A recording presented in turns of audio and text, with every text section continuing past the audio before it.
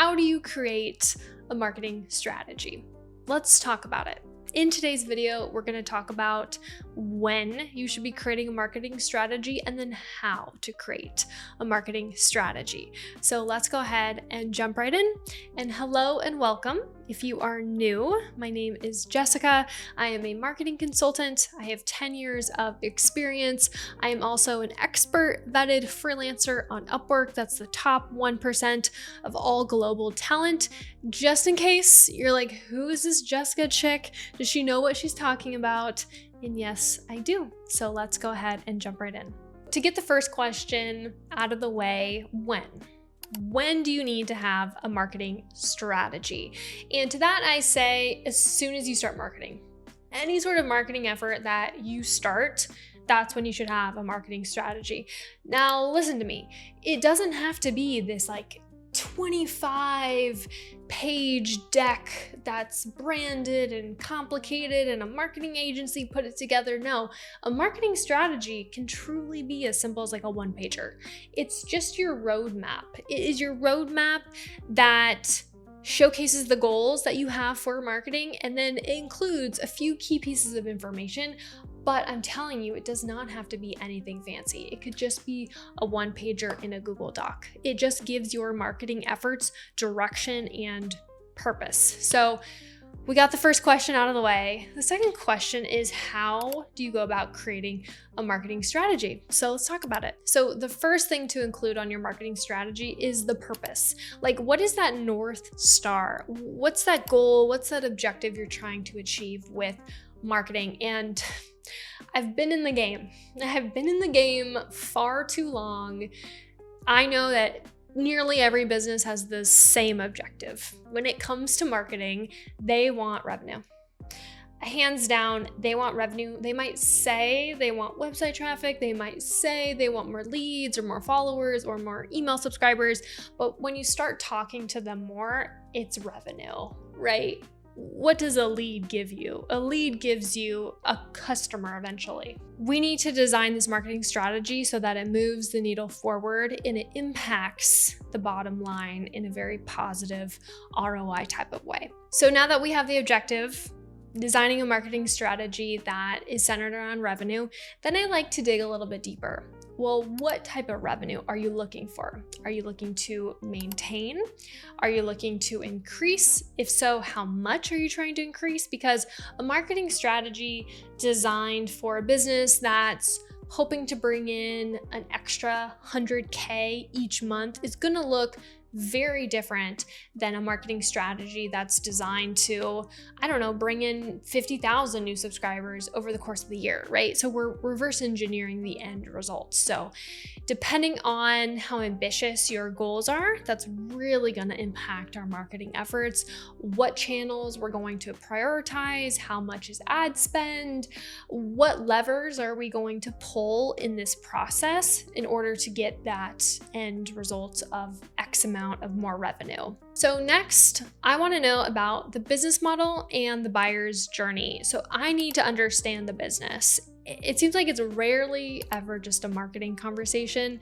It's always a marketing ops conversation or just rather a general business conversation. Marketing is just one of those services that bleeds into every single aspect of the business.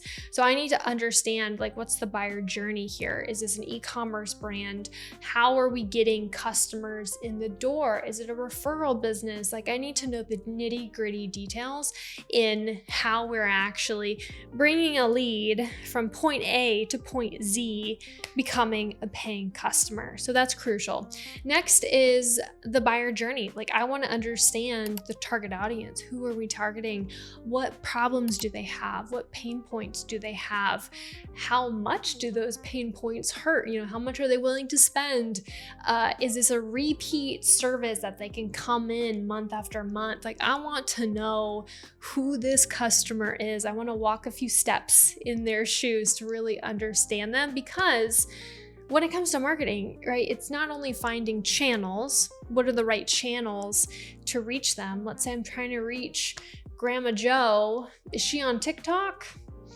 Probably not, right? But she might be I don't know, somewhere else. So we're being really strategic with the marketing channel and then the messaging.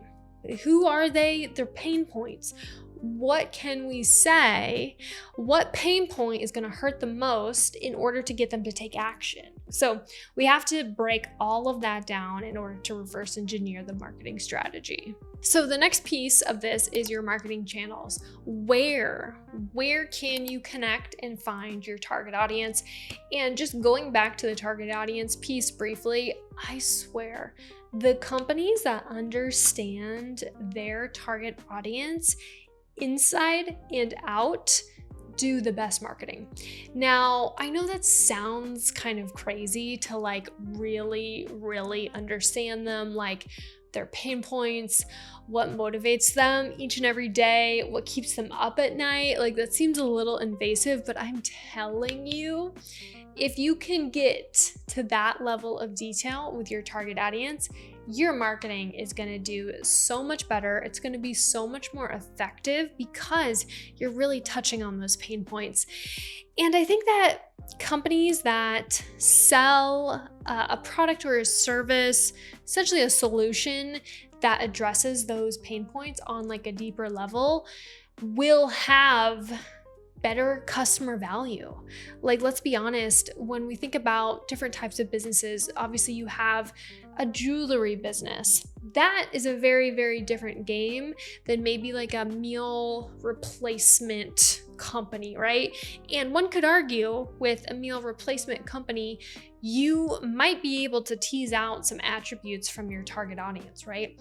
They value efficiency, they value nutrition, maybe they're really disciplined with their budget. Like you can tease out a lot of these surface level attributes based on the type of person, the type of avatar that is going to buy meal replacement powder versus someone who's just trying to buy gold jewelry. They want to look cute, they want to look fashionable. Sure, there's probably a deeper need underneath that, but again, you might have an opportunity to have more powerful marketing when you're marketing a business that addresses a little bit of a deeper need, if that makes sense. So then going back to this idea of the marketing channels, where can you find your target audience? Are they on TikTok? Are they texting? Are they opening up their email? Like, where are they? And then you can start to create content with strategic messaging, interesting visuals, video content, whatever it is, to attract them and get them into your funnel. I know the word funnel sounds kind of like marketing jargony, but we can think of a funnel as like a marketing path, like a customer journey, right? The specific steps they take in order to become a specific customer. And the businesses that are doing great when it comes to marketing understand this journey. They know that it's going to take this customer 2 more steps in order for them to turn from a lead into an actual customer. So the more that you can map out, the better. It's just going to make your marketing so much easier if you understand the thought process behind your customers' decisions and the steps that they need to take in order to become an actual customer. So then from here, if you can actually create an equation for your customer journey, you are set. You are set. And I mean, that's half the battle right there, figuring out, okay, how many leads do we need in the top part of the funnel, right? And then how many of those are going to convert to email? And then from that portion, how many of those are actually going to turn into a paying customer? So if you can systematize it and get it into equation, you are set, because then it's just a numbers game, right? Then it's just, okay, cool. This is how much ad spend I have to put into meta ads or whatever. You know, this is how much content I have to put out there. And then you can get really smart and really strategic down this customer path. So it becomes a little bit more predictable and then super manageable from a marketing perspective. And then the last piece of a marketing strategy is tracking success. So what does success look like? Obviously revenue, but let's get a little bit more granular. You know, how many email subscribers are you looking to increase month over month? How many new followers? How many new website visitors? Do you want to increase your conversion rate? Generally, how many leads are you looking to acquire on a monthly basis? Getting really granular with all of those details, and then setting a baseline for your marketing goals.